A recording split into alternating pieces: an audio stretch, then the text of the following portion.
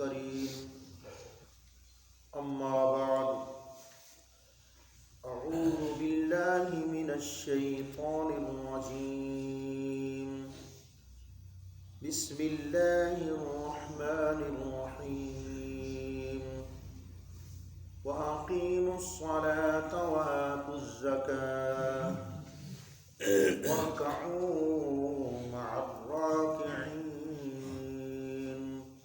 اللهم صل على سيدنا ومولانا محمد وعلى آل سيدنا ومولانا محمد كما صليت على إبراهيم وعلى آل إبراهيم إنك حميد مجيد اللهم بارك على محمد وعلى آل محمد كما باركت على إبراهيم وعلى آل إبراهيم إنك حميد مجيد صل على نبينا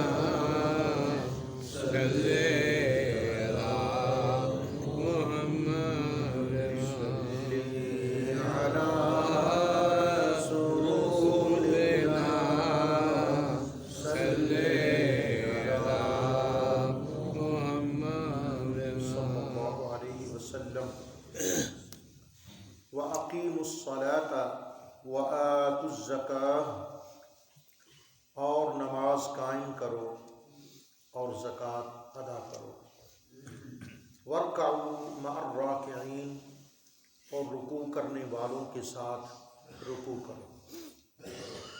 قرآن کریم فرقان حمید سورہ البقرہ آیت نمبر 34 کا درس قرآن نشر کیا جا رہا ہے۔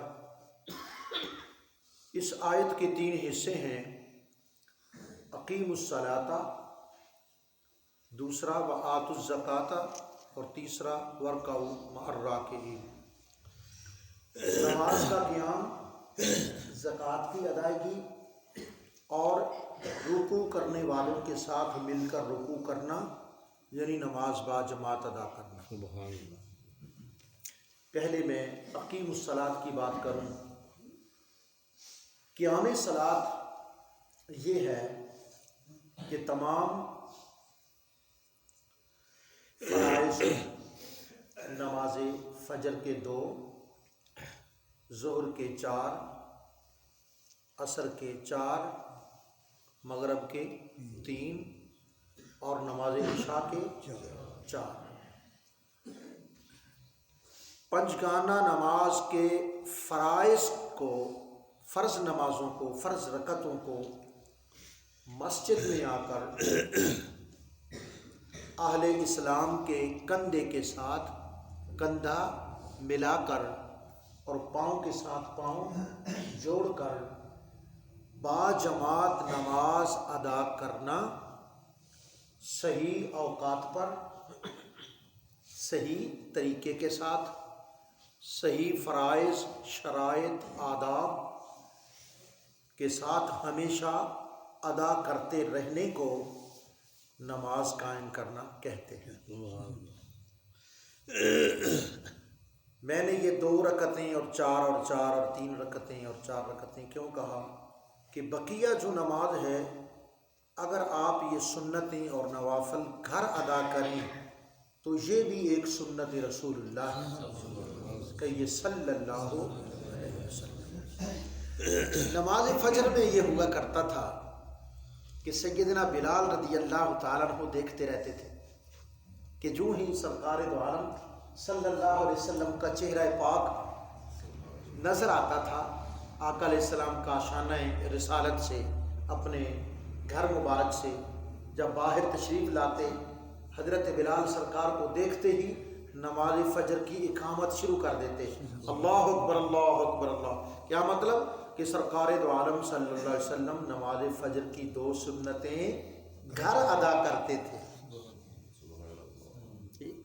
آئیے کلام حکیم کی ایک آیت پڑھتا ہوں، سورہ النور شریف 18واں پارہ سورہ النور شریف اللہ رب العالمین کا ارشاد ہے فی بیوت اذن اللہ، گھروں میں اللہ کا تمہیں حکم یہ ہے ان ترفع ویذکر فیہا اسمہ، اللہ تعالیٰ کا نام لو اپنے گھروں میں بھی اور اس کا بھی ذکر گھروں میں بھی اونچا کرو، گھروں میں بھی اس کا ذکر بلند کرو۔ فی بیوت اذن اللہ ان ترفع ویذکر فیہا اسمہ ویسبح فیہا بالغدو والآصال، صبح کے اوقات میں بھی شام کے اوقات میں بھی اللہ کی یاد گھروں میں بھی کیا کرو۔ اب بخاری شریف کی ایک حدیث پڑھ لیتے ہیں بطور تبرک۔ آقا علیہ السلام فرماتے ہیں گھروں کو قبر نہ بناؤ، قبروں کو مسجد نہ بناؤ۔ آقا علیہ السلام کی تعلیمات کتنی صاف صاف سیدھی سیدھی، جی صاف ستھری سیدھی سیدھی۔ گھروں کو قبریں نہ بناؤ کہ جس طرح قبروں میں نماز نہیں ہوتی تو آپ نماز ہی نہ پڑھیں۔ مسلمان خواتین کے لیے گھر میں ایک علیحدہ جگہ مخصوص کر لیں۔ ٹھیک، آج کل وہ ذرا لکڑی کے تختے بھی بنے ہوتے ہیں اس طرح، جی وہاں نماز ادا کر لیں، یا کوئی گوشہ تنہائی ہو جس میں وہ رمضان المبارک کا اعتکاف بھی کر سکیں، عبادت کے لیے مخصوص کر لیں جگہ۔ ہمارا فلاں روم فلاں روم فلاں روم، میں کہتا ہوں ایک قرآن روم بھی ہونا چاہیے، ایک نماز روم بھی ہونا چاہیے جس میں بیٹھ کر قرآن مجید کی تلاوت ہو، نماز ہو۔ خیر میں اپنے موضوع کی طرف آؤں تو بقیہ جو سنتیں ہیں نوافل ہیں وہ گھر میں ادا کریں، یہ مسنون ہے۔ اللہ اکبر۔ تو نماز کا قیام صحیح اوقات میں، فرائض کو مسجد میں، کل وہ بیٹے نے پوچھا تھا تو میں نے 2 مقامات سے دکھا دیا کہ بیٹا نماز مسجد میں، فرض نماز مسجد میں، ٹھیک ہے۔ اور پھر مسجد میں آنے اور جانے کے جو آپ وقت صرف کریں گے اور جو قدم اٹھائیں گے، ایک قبیلہ تھا قبیلہ بنی اسلم، انہوں نے جب نماز باجماعت کے فضائل سنے نا، انہوں نے پروگرام بنایا کہ وہ دور مدینہ شریف کے آخر میں ہمارے گھر ہیں، گراؤ وہاں سے گھر، مسجد نبوی کے پاس مکان بناتے ہیں۔ اللہ دیکھو نا، فاستبقوا الخیرات، نیکیوں میں آگے بڑھو، آگے بڑھو اور کوشش کرو نیکیوں کی۔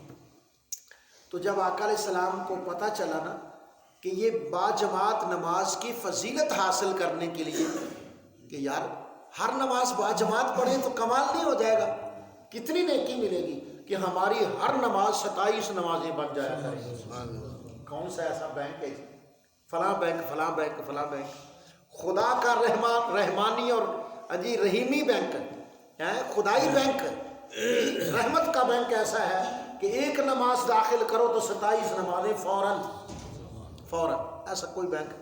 تو مجھے یہ پتہ چلا ہے کہ آپ وہاں سے ادھر شفٹ ہونا چاہتے ہیں۔ یا رسول اللہ، ہاں آپ نے جو نماز کے فضائل بیان کیے باجماعت کے، ہم چاہتے ہیں ہر نماز زندگی کی آقا علیہ السلام کے ساتھ باجماعت ادا ہو، تو کیا ہی پھر شان بنے گی۔ آقا علیہ السلام نے منع فرمایا، نہیں تم نے ادھر شفٹ نہیں ہونا، وہیں رہو۔ تو باجماعت نماز کی فضیلت تو 4 منٹ پہلے چل پڑا کرو نا حاجی صاحب، 4 منٹ پہلے تیاری ہو جائے وضو کی تو سبحان اللہ۔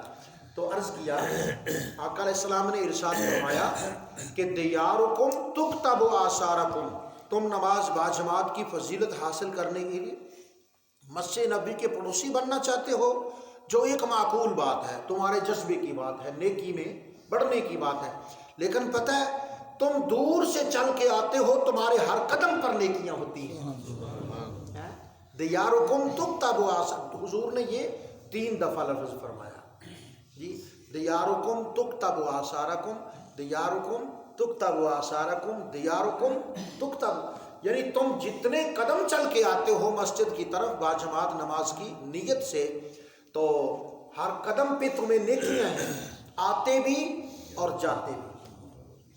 اب اگر ہماری آبادی یہ مڈالی شریف کی آبادی کا جو آخری مکان ہے ہمارا، وہاں سے وہ آدمی چلے گا باجماعت نماز کی نیت سے، تو حضور نے کیا فرمایا صلی اللہ علیہ وسلم کہ میری امت کی جو نیکی کی نیت ہے نا، نیت نیکی کی، وہ نیکی سے بھی بڑھ کر ہے۔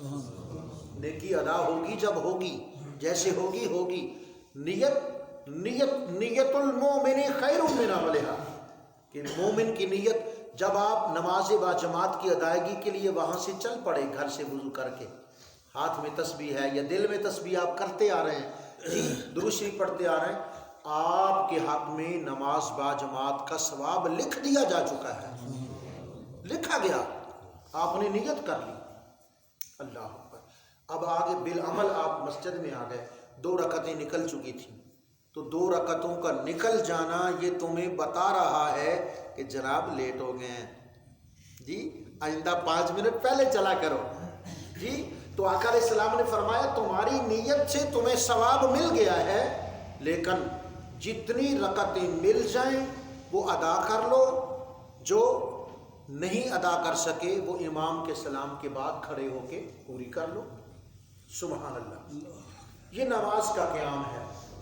اب آگے میں نے عرض کیا تھا کہ زکوٰۃ کے مسائل میں عرض کروں گا، تو آج میں ضروری جو مسائل ہیں زکوٰۃ کے عرض کرتا ہوں۔ اگر اس کو، یہ تحریر تو ہو رہا ہے، یہ ریکارڈ ہو رہا ہے، اگر اس کو آپ تحریر کروا لیں اور اس کو چھاپ دیں تو یہ آپ کی نیکی ہوگی۔ زکوٰۃ کا لفظی معنی تزکیہ، قد افلح من زکا، تزکیہ کہتے ہیں صفائی کو، ستھرائی کو، پاکیزگی کو، طہارت کو جی۔ اور لفظی معنی زکوٰۃ کا ہے بڑھنا اور پاک ہونا۔ کیا مطلب؟ جب مال زکوٰۃ، مالدار اپنے مال سے مال زکوٰۃ ادا کر دیتا ہے تو یہ نہ سمجھو کہ اتنے سے اتنے نکل گئے تو باقی کم ہو گئے، یہ خدا کا ذمہ ہے کہ کم نہیں ہوں گے، بڑھتے جائیں۔ کوئی ریاضی کے قانون نہیں چلتے کہ 100 سے 5 نکال لیے تو کتنے رہ گئے، 95 رہ گئے۔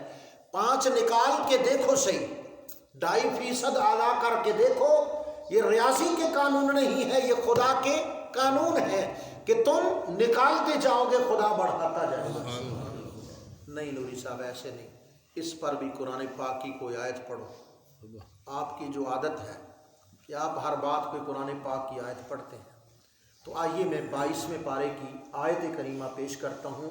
اللہ رب العالمین ارشاد فرماتا ہے وما انفقتم من شیء، تم نے جو کچھ بھی انفاق کر دیا، اللہ کے راستے میں جو کچھ خرچ کر دیا، فہو یخلفہ، ابھی تک وہ نکالا ہی ہوتا ہے، اتنا اور آ جاتا ہے۔ فہو یخلفہ، اللہ اس کا خلیفہ بنا دیتا ہے۔ جو ہی وہ مال زکوٰۃ ادا کرتے ہو، اللہ تعالیٰ کی طرف سے دروازے رحمت کے، رزق کے، حلال کے کھل جاتے ہیں۔ اللہ، زکوٰۃ کا لفظی معنی پاک ہونا اور بڑھنا، یعنی آپ نے ادا کر دیا زکوٰۃ تو مال پاک بھی ہو گیا اور بابرکت بھی ہو گیا۔ اور شرعی طور پر زکوٰۃ کسے کہتے ہیں؟ صاحب نصاب اپنے مال سے 2.5% ادا کر دے تو بقیہ جو مال ہے وہ بڑھ بھی گیا اللہ تعالیٰ کے کرم سے اور وہ پاک بھی ہو گیا۔ اب زکوٰۃ کا نصاب کیا ہے؟ زکوٰۃ کا نصاب یہ ہے کہ سونا 7.5 تولے کم از کم، جس کی ملکیت میں سونا ہے 7.5 تولے یا 52 تولے چاندی ہے، یا کچھ سونا ہے، کچھ چاندی ہے، کچھ نقدی ہے، تو وہ سارے ملا کر اگر 52 تولے چاندی بازار سے خریدی جا سکے اتنی رقم کی تو زکوٰۃ واجب ہوگی۔ کب؟ پورا سال گزرنے پر. سبحان اللہ. میں مثال دیتا ہوں. آج آپ سمجھ لیں کہ محرم کی 2 تاریخ ہے. کیا تاریخ ہے؟ 2. محرم شریف کی آج 2 تاریخ ہے. تو 7.5 تولے سونا آج میری ملکیت ہے، محرم 2 تاریخ کو. اور پورا سال میری خوشیاں بھی آتی رہی، غم بھی آتے رہے، میں کپڑے بھی خریدتا رہا، بستر، برتن، علاج معالجہ اپنے اہل خانہ کا، ماں باپ کا، یہ ساری ضرورتیں میری پوری ہوتی رہیں. میں نے 7.5 تولے سونے سے خرچ نہیں کیا، وہ محفوظ رہا. کب تک؟ پورا سال محفوظ رہا. اور آج تاریخ ہے 1 محرم، اگلے سال کی 1 محرم آ گئی. تو آج 1 محرم، پورا سال میرے مال پر گزر چکا ہے اللہ کے کرم کے ساتھ. آج سال مکمل ہونے پر زکوٰۃ فرض ہو چکی ہے. بات سمجھ آ گئی؟ آج کیا تاریخ ہے؟ آج سمجھ لیں کہ رمضان المبارک کی 2 تاریخ ہے، دوسرا روزہ ہے آج رمضان کا.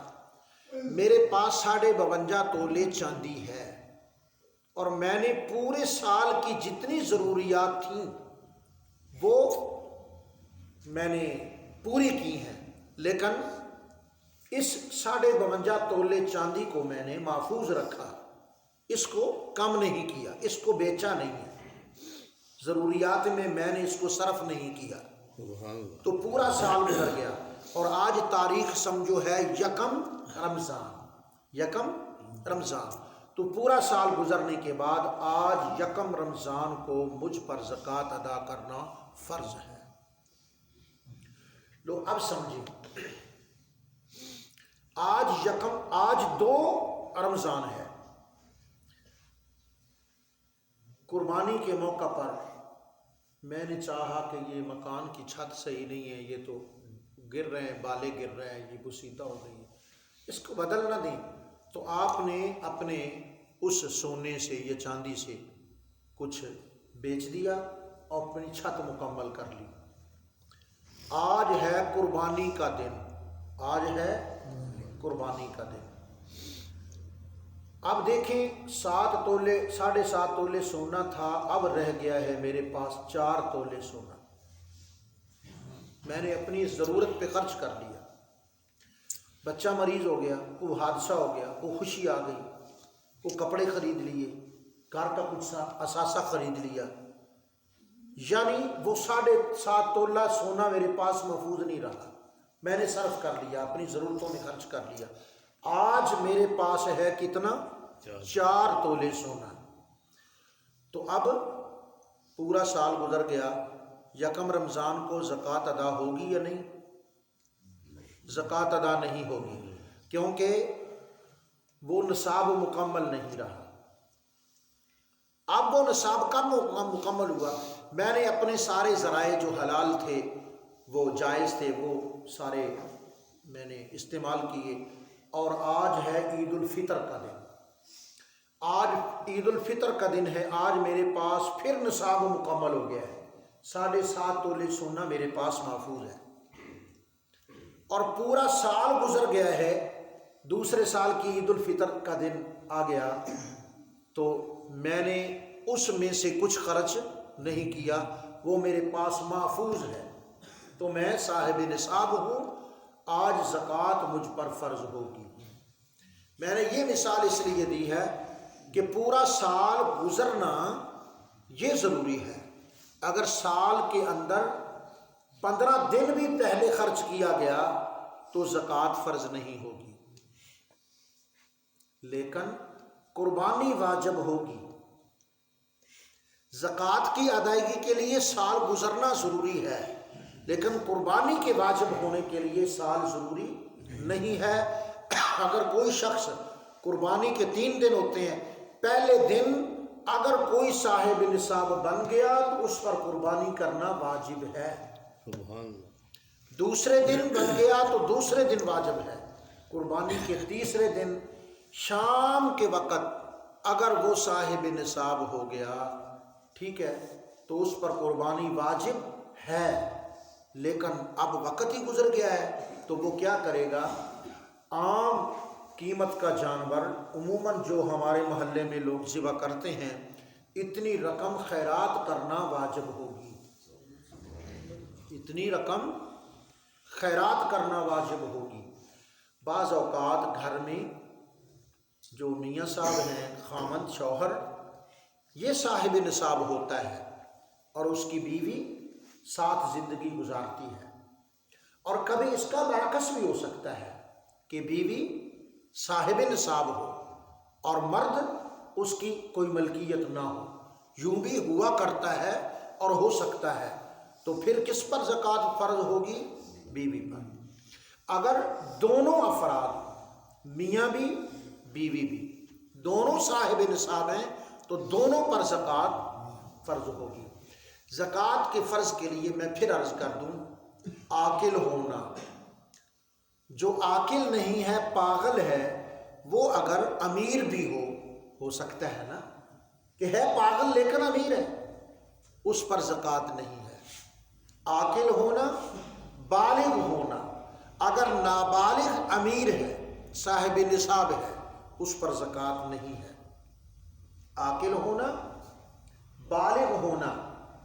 تیسرا، آزاد ہونا، ہے امیر لیکن کسی معاملے میں وہ قید میں ہے، جیل میں ہے، وہ مسلمانوں کی جیل میں ہو، وہ کسی حق صورت میں جیل ہو، یا وہ ناجائز جیل ہو چکا ہو، وہ مسلم کی جیل میں ہو یا غیر مسلموں کی جیل میں ہو، وہ ظلمن ہو یا عدلن ہو، جیسا بھی ہو، جو آدمی قید میں ہے اس کے لیے زکوٰۃ نہیں۔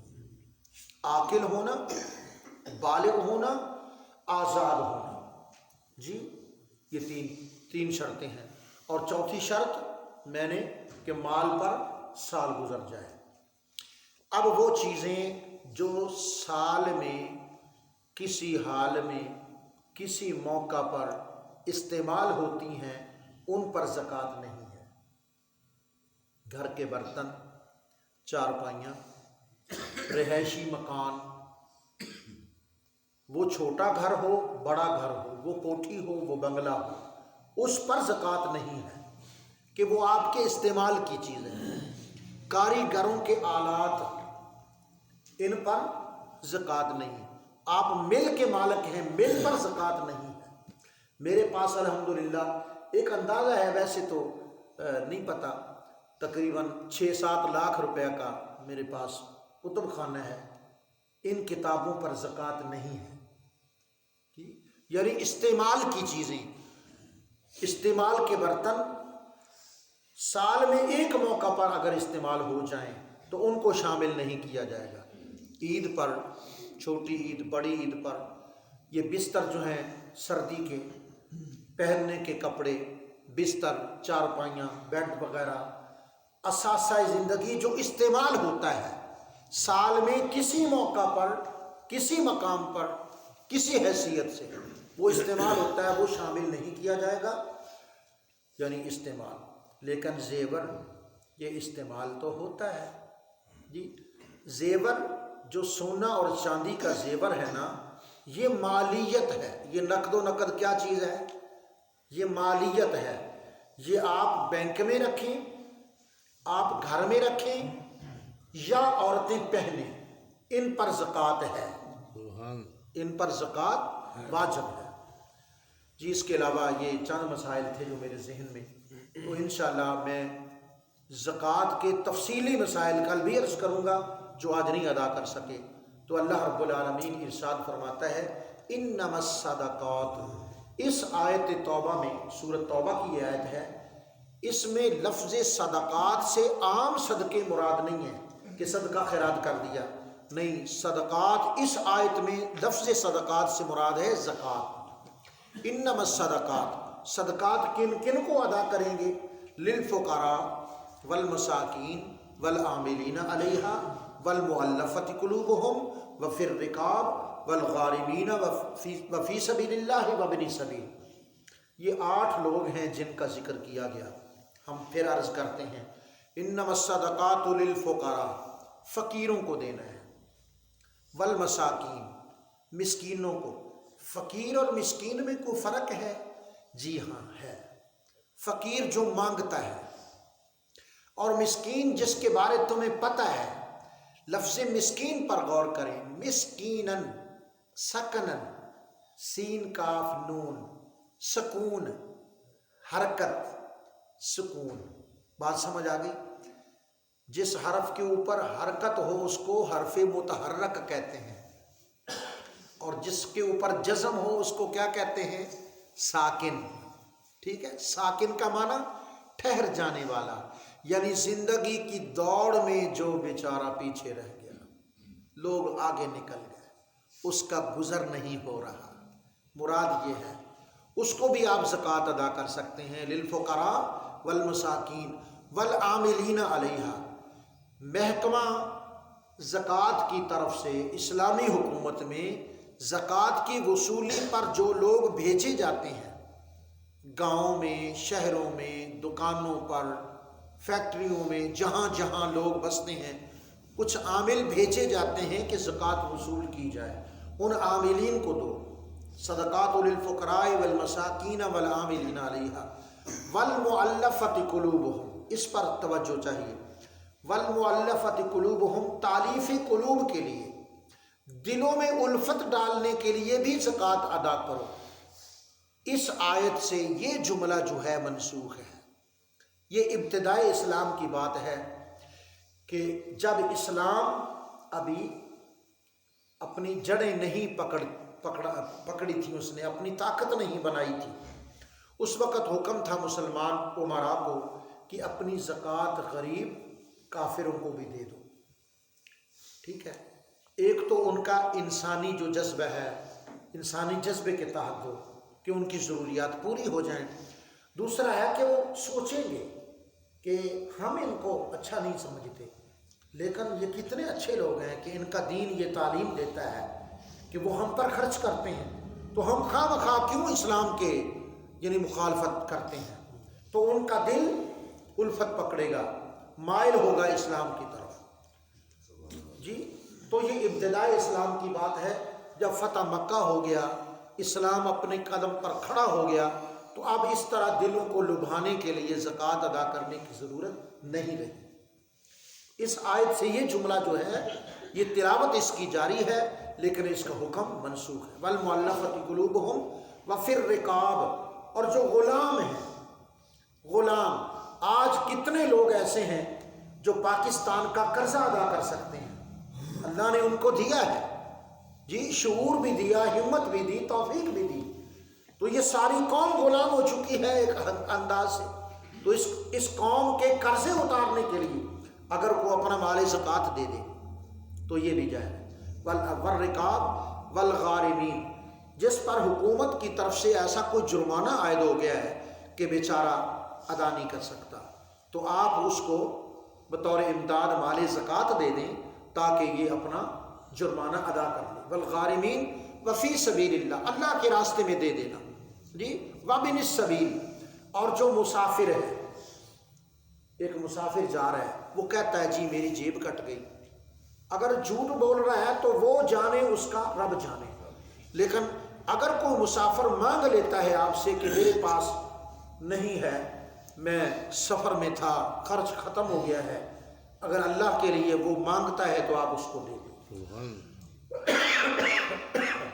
इसी सूरत पाक सूरत तौबा में अल्लाह रब्बुल आलमीन ज़कात ना देने वालों के बारे फरमाता है, वल्लज़ीना यकनिज़ून अज़्ज़हब, जो सोना चांदी जमा रखते हैं, वला युनफ़िक़ूनहा फ़ी सबीलिल्लाह, अल्लाह के रास्ते में खर्च नहीं करते, यानी ज़कात अदा नहीं करते।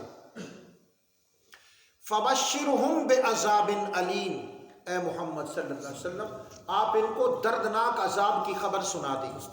कौन सा दर्दनाक अजाब? फरमाया यौम युहमा अलैहा फ़ी नारे जहन्नम, ये जो माल सेंध सेंध के रखते हो ना, अल्लज़ी जामा अमालम व अद्ददा, जमा करते हो, गिनते हो कितना हो गया कितना, ये जहन्नम की आग में तपाया जाएगा। फतुकबा बिहा जिवाहुहुम وجنوبہم وظہورہم، تو تمہاری پیشانیاں اس سے ڈمی جائیں گی، دائیں پہلو بھی پشت بھی، اور پھر کہا جائے گا ھذا ما کنزتم لانفسکم، یہ ہے وہ خزانہ جو اپنے لیے تم جمع کرتے تھے، فذوقوا ما کنتم تکنزون، جو جمع کیا تھا اب اس کا سواد چکھ لو، فذوقوا ما کنتم تکنزون، اب اس کا ذائقہ چکھو جو تم نے جمع کیا تھا۔ انشاءاللہ بقیہ تفصیلی مسائل کا عرض کریں گے۔ صلی اللہ تعالی علی نبینا محمد۔